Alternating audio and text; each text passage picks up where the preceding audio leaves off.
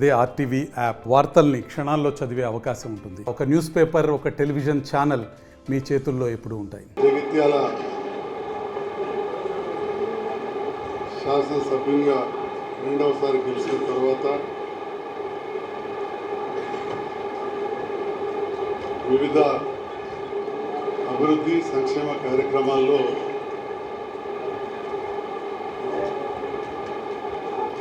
పాల్గొంటున్న సందర్భంలో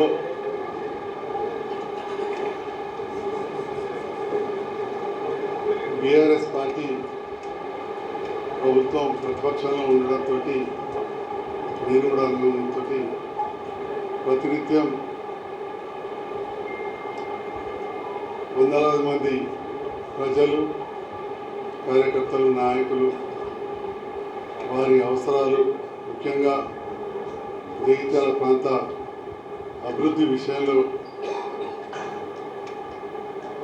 ఎన్నోసార్లు అడగడం జరిగింది.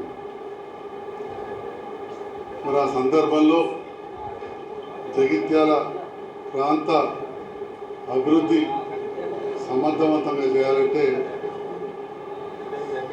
గౌరవ ముఖ్యమంత్రి రేవంత్ రెడ్డి గారితో కలిసి పనిచేస్తేనే సాధ్యమవుతుందని అనిపించింది. ప్రజాస్వామ్యంలో అందరూ తెలుసు, ఇంత అధికార పార్టీకి అవకాశాలు ఎక్కువ ఉంటాయి. రెండవది, రేవంత్ రెడ్డి గారు కూడా అన్నమాట ప్రకారం రైతు రుణమాఫీ, ముఖ్యమంత్రి గారు రైతు రుణమాఫీ 31,000 కోట్లు తప్పకుండా చేస్తామని చెప్పి ఇప్పటికే వారు పూర్తి స్థాయిలో కసరత్తు ప్రారంభించారు. రైతులందరూ కూడా గౌరవ ముఖ్యమంత్రి రేవంత్ రెడ్డి గారు కూడా రైతు కుటుంబం నుంచి వచ్చిన, సామాన్య రైతు కుటుంబం నుంచి వచ్చిన వ్యక్తి కాబట్టి పూర్తి విశ్వాసం ఉంది. రైతులు కూడా రేవంత్ రెడ్డి గారి పక్షాన నిలబడడం కనబడుతూ ఉంది. దాంతో పాటుగా 6 గ్యారెంటీలో భాగంగా ఇంకా మిగతాయి కూడా ఇప్పటికే కొన్ని ప్రారంభమైనవి. ముఖ్యంగా మహిళల విషయంలో కావచ్చు, ఉచిత కరెంటు విషయంలో కావచ్చు. మరి ఇవన్నిటి తోడు జగిత్యాల ప్రాంత అభివృద్ధిని దృష్టి పెట్టుకొని గౌరవ తెలంగాణ రాష్ట్ర ముఖ్యమంత్రి రేవంత్ రెడ్డి గారితో, ఆ ప్రభుత్వంతో కలిసి పనిచేయాలని చెప్పి వెళ్ళినప్పుడు వారు కూడా సాధారణంగా చిన్న కండవతోటి నన్ను ఆహ్వానించారు. వారికి హృదయపూర్వక, వారితో పాటుగా వారి మంత్రివర్గ సభ్యులు, నాతోటి శాసనసభ్యులందరూ కూడా హృదయపూర్వక ధన్యవాదాలు తెలియజేస్తున్నా. Master minds, the pride of India. Inter, MPC, BiPC, MEC, CEC చదివిన విద్యార్థులకు సిఏ మరియు సిఎంఏ ఫౌండేషన్ కొరకు నూతన బ్యాచెస్ ప్రారంభం. ఏ మాట మీదనైతే నాతోటి పూర్తి సహకరిస్తామని చెప్పారో అన్నమాట ప్రకారం జగిత్యాల పట్టణంలో డబుల్ బెడ్రూమ్ ఇల్లు ఎక్కడా లేని విధంగా కట్టడం జరిగింది. దానికి మొదటిసారి గెలిచిన శాసనసభ్యునిగా, కాంట్రాక్టర్ కావచ్చు, కొంతమంది సహకారంతో చాలా కొంత కష్ట నష్టాల ఖర్చు కూడా మేము పూర్తి చేసినాం. దాదాపు 4,500 ఇండ్లు అంటే 20,000 మంది కడుపేదస్తారు. వారికి మౌలిక వసతుల కోసం నిధులు అవసరం ఉండి చేయలేకపోయినాం. పాతవి కూడా కొన్ని బకాయిలు ఉండే, అయితే అవన్నీ కూడా చేస్తామని చెప్పి మాట ఇవ్వడమే కాకుండా జీవో కూడా 32,16,00,000 రూపాయలు నిన్నటి తారీఖున జీవో ఇవ్వడం జరిగింది. అంటే 4,500 ఇళ్ళంటే దాదాపు 20,000 మంది కడుపేదస్తులు ఉంటారు.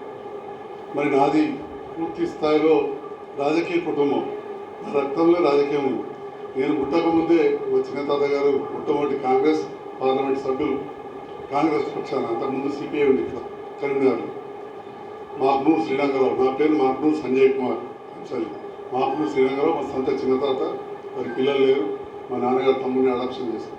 వారు ఒకసారి పార్లమెంట్ సభ్యులైన తర్వాత గుండెపోటుతో మరణించి, ఆ ఉన్నొక్క టర్మ్లో ఇక్కడ గాంధీనగర్ ఏర్పాటు చేయడంలో కీలక పాత్ర వహించారు. అదేవిధంగా నా భార్య తరఫున కావచ్చు, మా అమ్మ కూడా మేనమామ, నా భార్యకైతే సొంత తాత జువాడి సుబ్బారావు గారు 3 సార్లు మంత్రిగా ఉన్న సందర్భంలో నేను కూడా అప్పుడు చిన్నపిల్లవాడిని. నా సొంత అంతర్గామంలో అప్పుడు ఇంద్రమ్మ కాలంలో ఇల్లు కట్టించడం జరిగింది. సో మా ఉమ్మడి కుటుంబం స్థలం ఇవ్వడం, అక్కడ బీద వాళ్ళకి ఇల్లు కట్టించడం, అట్లా ఈ రకంగా ఆ కాంగ్రెస్ పార్టీతో కూడా ఆ ప్రభుత్వాలతోటి చిన్నప్పటి నుంచి కూడా అనుబంధం ఉంది. మధ్యలో వారు చనిపోయిన తర్వాత పెద్దలు చుక్కారావు గారు రాజకీయాల నుంచి పక్క తప్పుకున్న తర్వాత నేను పెద్ద ఏ పార్టీలో కూడా యాక్టివ్ లేకున్నా కానీ రాజకీయాలు ఎప్పుడు చురుగ్గా ఉంటుంటాయి. ఎట్పల్లి శాసనసభ్యంగా ఉన్న కీర్తిశేషులు వెంకటరామ రెడ్డి గారు నాకు చిన్నప్పటి నుంచి కూడా క్లాస్మేట్, డిగ్రీలో ఫ్రెండ్, చిన్నప్పటి నుంచి కూడా మంచి మిత్రుడు, డిగ్రీలో క్లాస్మేట్. తను పోటీ చేస్తే అవుట్రైట్గా సపోర్ట్ చేసిన చాలామందికి తెలుసు మెట్పల్లిలో. ఎందుకంటే మెట్పల్లి నియోజకవర్గంలో నేను అక్కడ ప్రాక్టీస్ చేసేవాడిని డాక్టర్గా.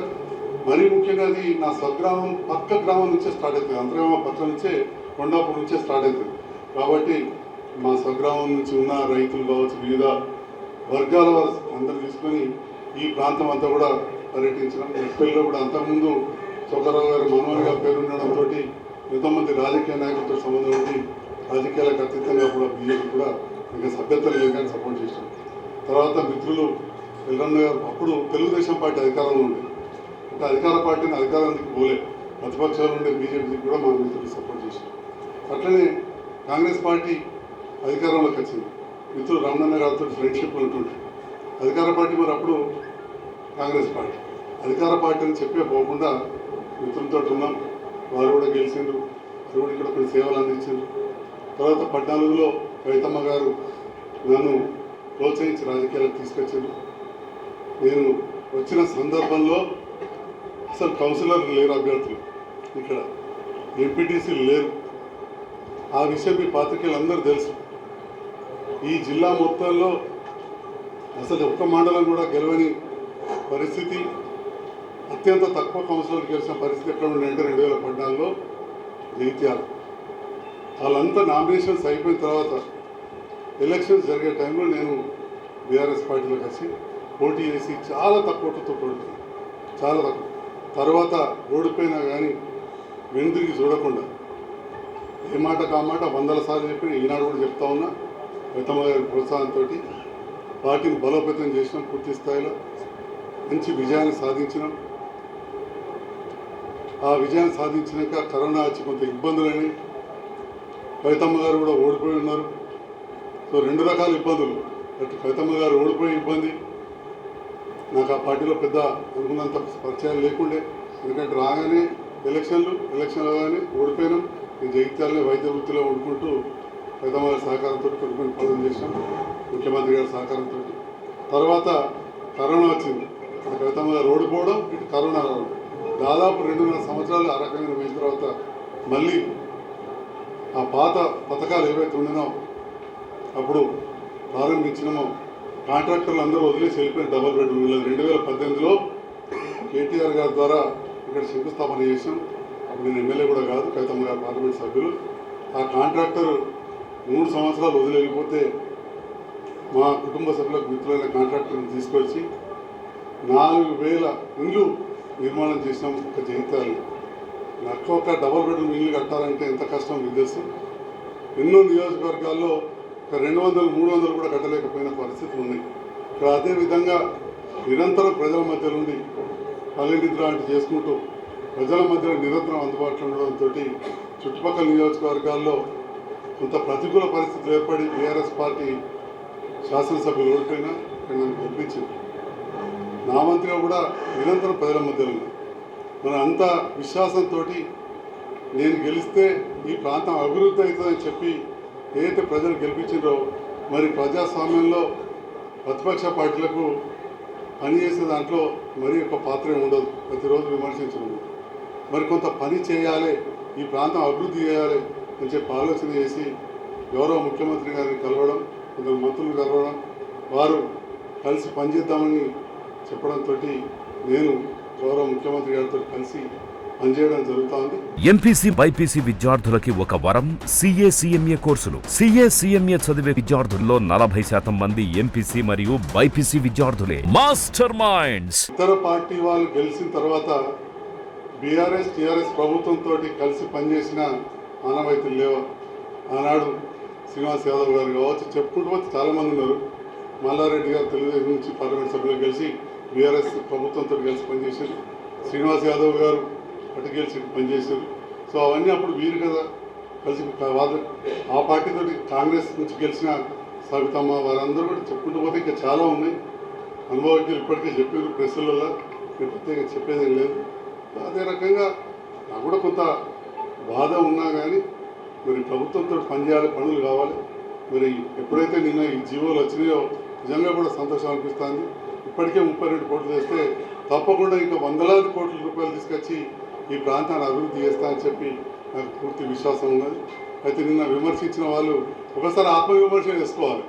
గతంలో వాళ్ళు ఎట్లా వేరే పార్టీలకు తీసుకున్నారు, ఈ ఒక్కరైతే బాగా విమర్శించారు. వారు వేరే పార్టీకి ఇండ్లుండి బీఆర్ఎస్లో ఉండి టీఆర్ఎస్లో ఉండి వేరే పార్టీ ఓటేసిందని చెప్పి మొన్న శాసనసభలో కూడా చర్చకు వచ్చింది. ఇక మా కొరుట్ల శాసనసభ్యుడు ఇక వారికి దగ్గర కుటుంబ సభ్యుడే నన్ను బాగా అన్నాడట.